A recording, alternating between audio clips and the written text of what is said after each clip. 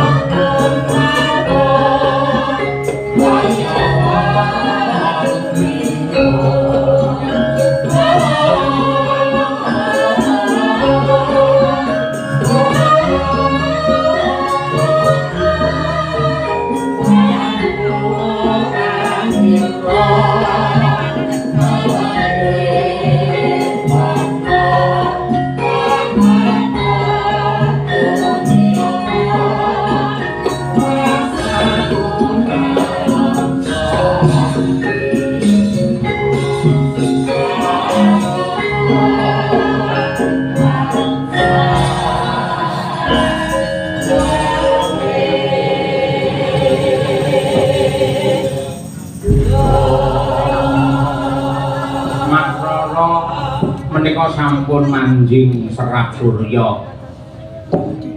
Tiyang niku menawi wancinipun surup ngeten iki kok mboten kondur malah teng pinggir wujudipun telaga Sugandika ngeten iki sok yo malah mbebayani.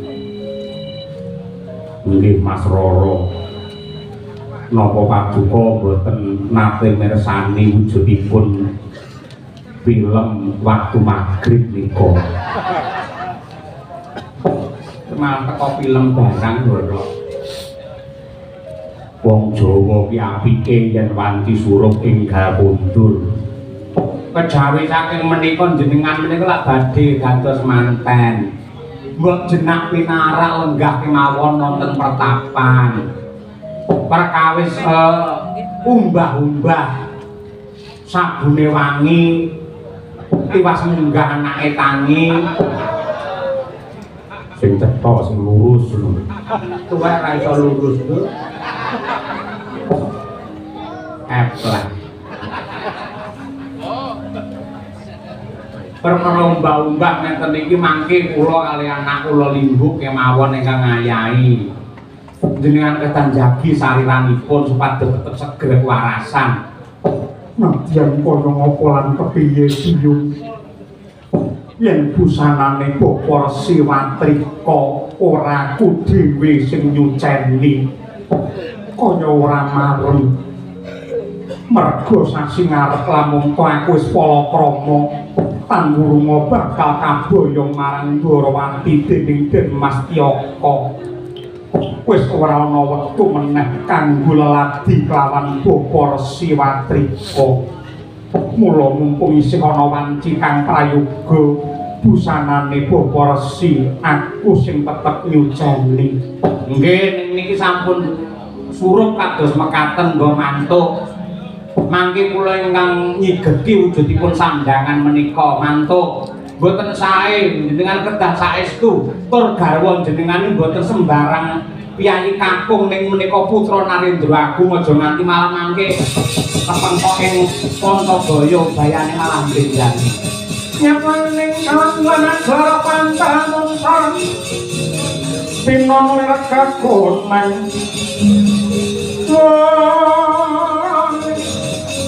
Purang-purang tanpa adang nasolan pajaring purnameng gegono dasare mongso kabiko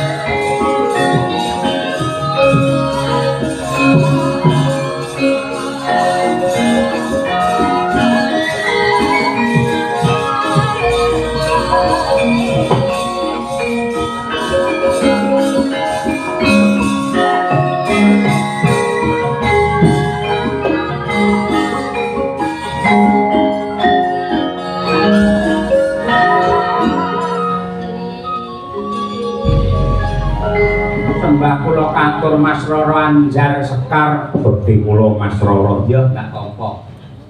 Kowe mulya dhisik aku pengen jagungan wis kangen karo adikku Sari. Lagi minggir. Mboten langkung sendika ngestoaken dawuh ayo mak. Iya. Goblok lho yo nyambung kok. Ngantuk malah nyambung kok.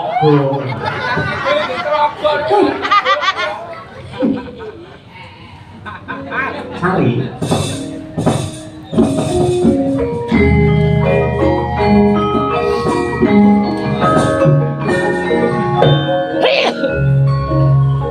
Kang Anjar Sekar sampun dangu boten kundur Bapa Resi Watrika tapang kalian jenengan punika kakangku. Iya. Mengko mulih bareng karo kowe. Kabare kuwi opo polo ya. Sisandang kula nyuwun pangestu pinjang dinten anggara kasih. Kula badhe palakrami kalian Den Mas Kyoko. Aku nderek malahi dadi ning tak jaluk. Kowe aja nganti wegah dandan. Sing pinter ngadi sarira ngedi busana. Yen kowe ngomblok kaya ngono ndak saya bosen kan. Mergo sing jenenge wong lanang piyayi kampung kuwi ora bakal bosen, ora bakal jelek nyawang telung perkara. Siji nyawang tanduran sing ijo loyo-loyo, angka loro nyawang banyu bening sing mudhun saka tebing. Ewadine kan angka telu ora bakal bosen nyawang wong wedok ayu. Dandan sing apik. Iki ana wujude kembang mawar ingkang ulesi abang. Yen ndak sumpengan ki ning karnamu mesti dadi lan ayumu.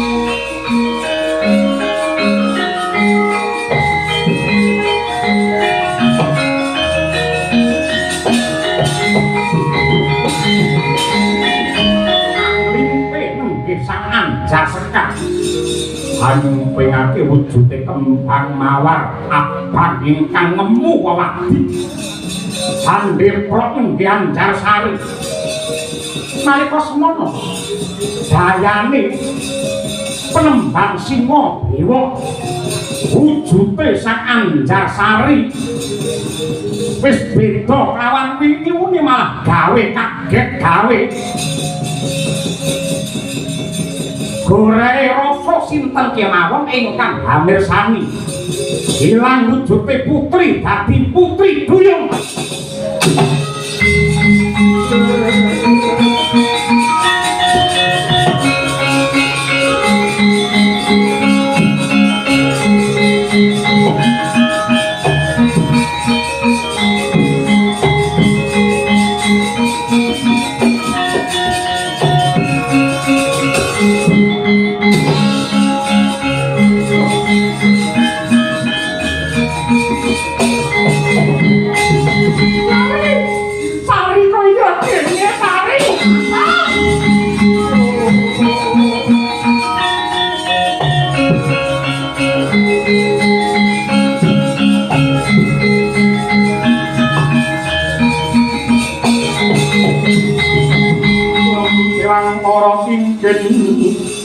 ler manguwa kang ayon denyo ilang memani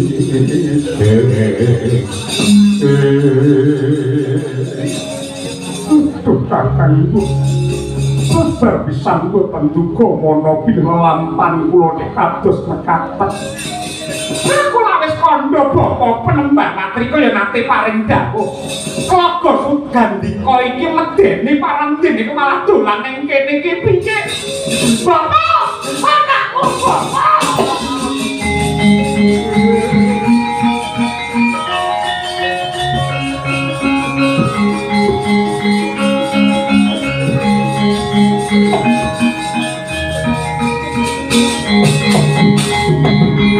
Wong Aguswa pijan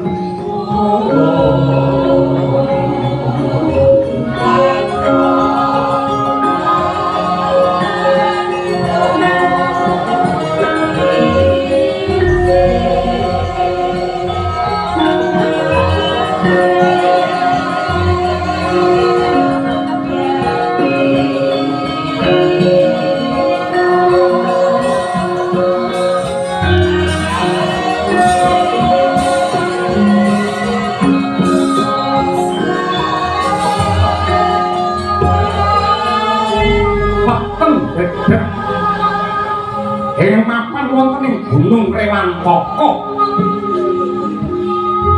anjrit sundul langit mula kaya nyundul akasa nenggih Resiwatrika mulak kahananing kang putra putri kinasih nenggih Sang Anjarsari ingkang awujud duyung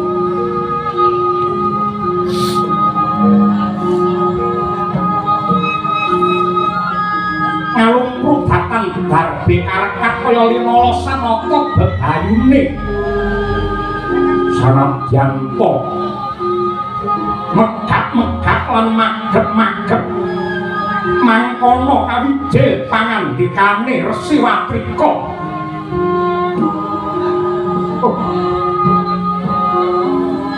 Sari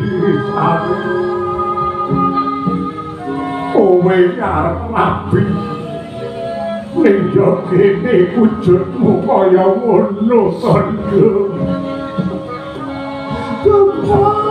piye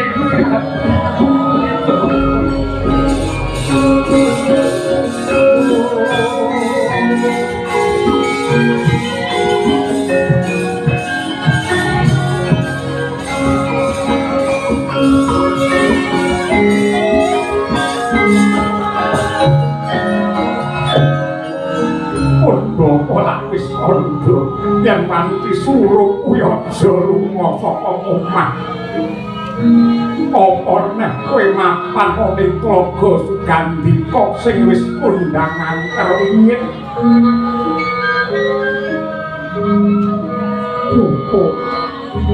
Sewlepati aku pangan saka paduka babar pisan kula boten mangertos kula mohon pangapunten gendeng wujud kula sampun kados mekaten kula boten saged gesang wonten ing daratan kula saking menika klatring bapa dumateng sari kula suwun kanthi sanget klatri nyemplungaken wonten madyaning Tlaga Sugandika menawi kula boten lumbang wonten ing toya tanggurunga kula badhe pejah gendeng bapa Dewa lebayan telah memutar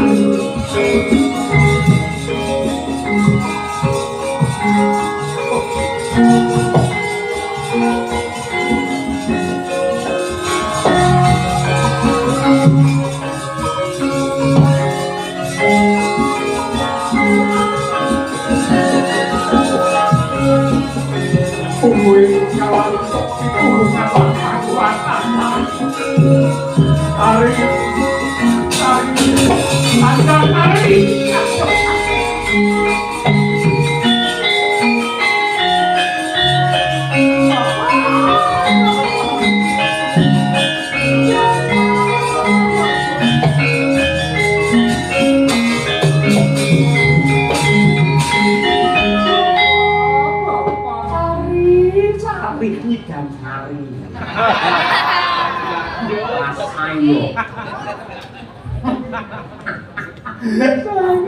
Lari kebangetan mengangat di pakatan di mangkat di lakonmu kaya ngono.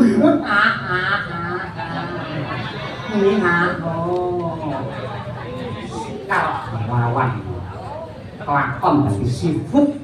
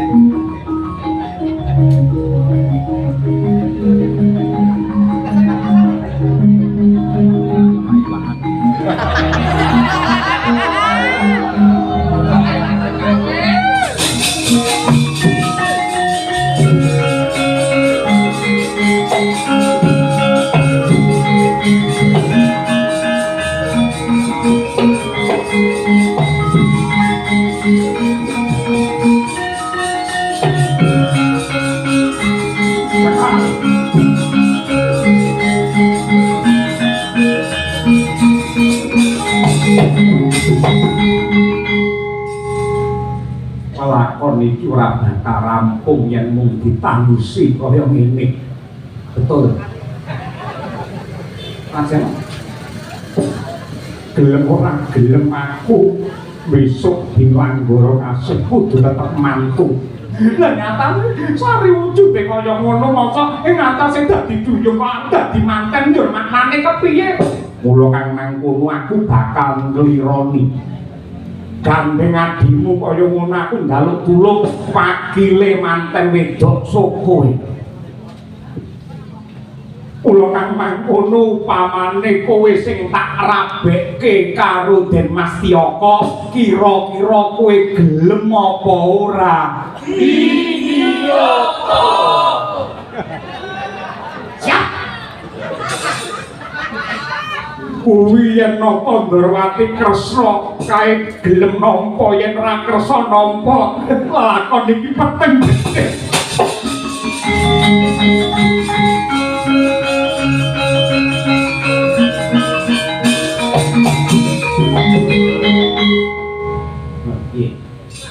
Iki sing dadi manten Sekar Seni Karawitan.